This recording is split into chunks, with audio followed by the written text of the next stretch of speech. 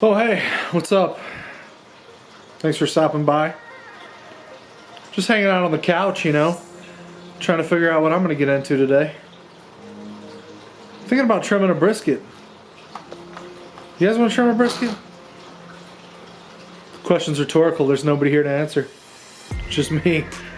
And I'm going to trim the brisket. It's the whole reason I started this video. Now the brisket is actually two muscles. The first is leaner, it's called the flat. The second is fattier, it's called the point. Now these two muscles are separated by a big ass fat vein that runs between them. We're gonna aggressively trim this brisket.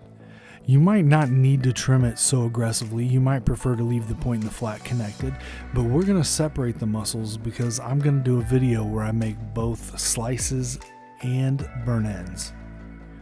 This is a prime Packer brisket from Costco. I love Costco. They have super high quality beef products, and normally on the sides you'll have a lot of oxidized meat. There's not much on this one, but you want to trim that off. If you see that, it doesn't add any flavor. It's kind of just crab meat. We are going to shape this up pretty heavily, so we are going to do a lot of side trims. The first thing I'm going to do is go ahead and cut the sides of these up.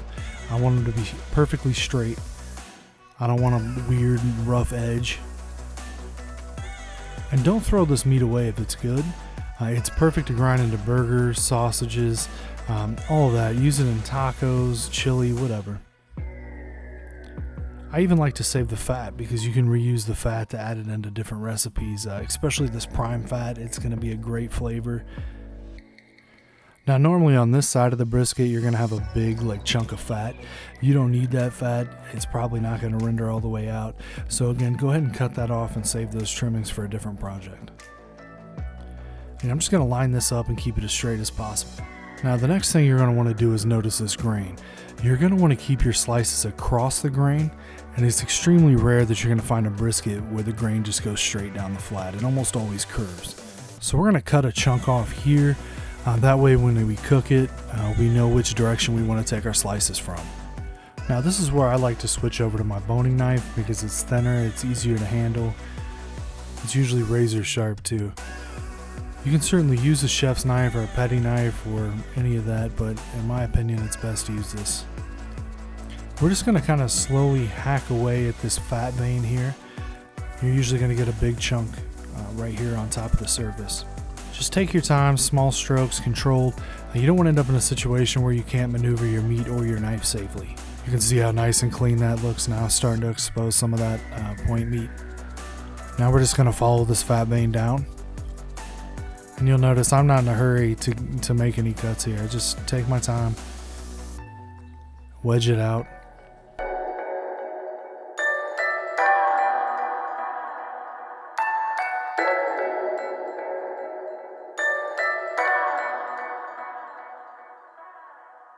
So now that we've opened up that space in between, this is where we're going to take our boning knife and just kind of follow that fat vein down.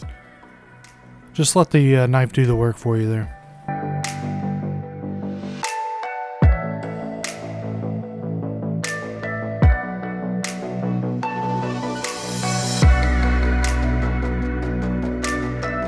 Now that we have the point and the flat completely separated, we're going to put the point to the side. We're just really going to focus on the flat. Now we need to look at evening out this fat cap. You want about 1/4 inch of fat on the bottom. Any more and you might have trouble rendering it at lower temperatures. Now just kind of take your time and slowly shave the fat off so you don't get into the meat if you can avoid it. We don't want to cut meat off, we just want to even out the fat. I feel pretty good about how this looks, so I'm going to flip it over and I'm going to get back to the silver skin here. Now a lot of people are going to tell you that it's absolutely imperative that you cut off every last bit of fat or silver skin. I really disagree with that, to be honest with you. You don't even necessarily have to do it. If you do a good job at your cook, you can render most of it out. For a beginner, I would definitely recommend going ahead and trimming it off.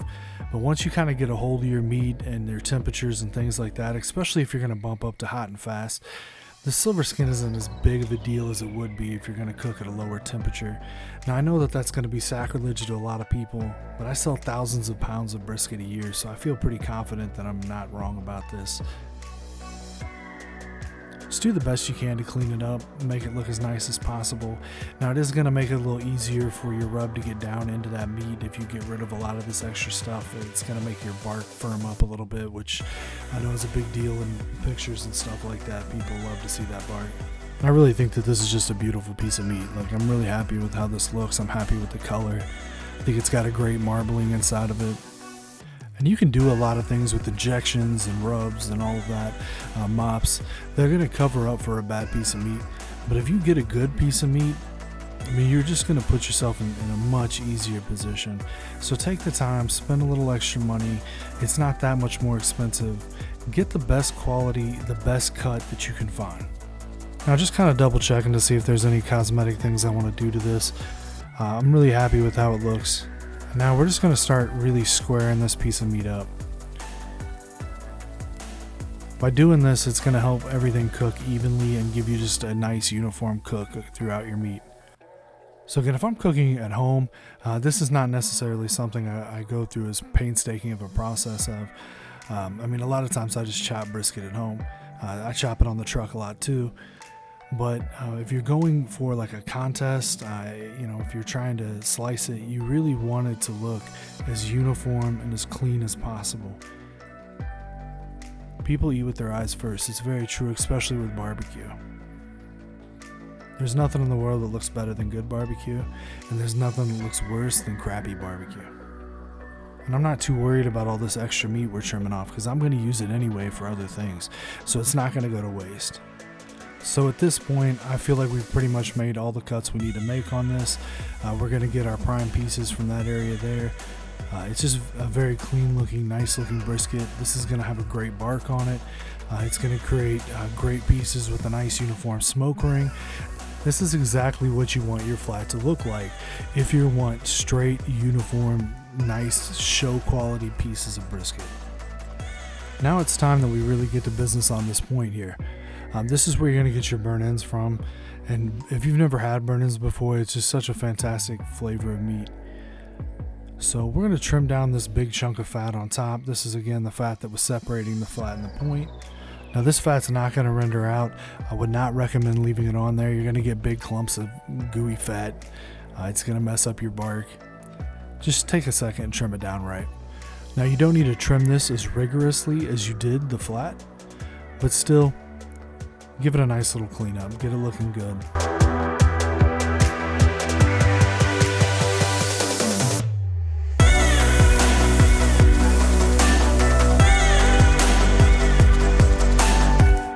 Now this here is some of that oxidized meat we talked about, so we're going to shave that off. We're not going to save it because it's not really good for anything. We're just going to toss it. And the only thing left to do at this point is just to square it up. And the same as the flat, we're squaring it up so it cooks evenly and that we don't have any parts that are all burnt and junked up. And look at the marbling in the point.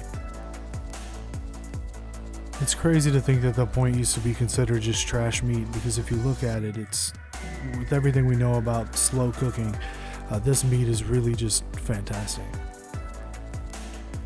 Cut off any low-hanging chunks there that might potentially burn or catch fire. And again, we want about 1/4 inch of fat, same as with the flat. So we're just going to clean this one up as well. And that's it. It's literally that easy to trim a brisket. You can take more fat off the point if you like. You can even tighten up the top trim on the flat. But this trim here is perfect. It's going to get you to the promised land every time.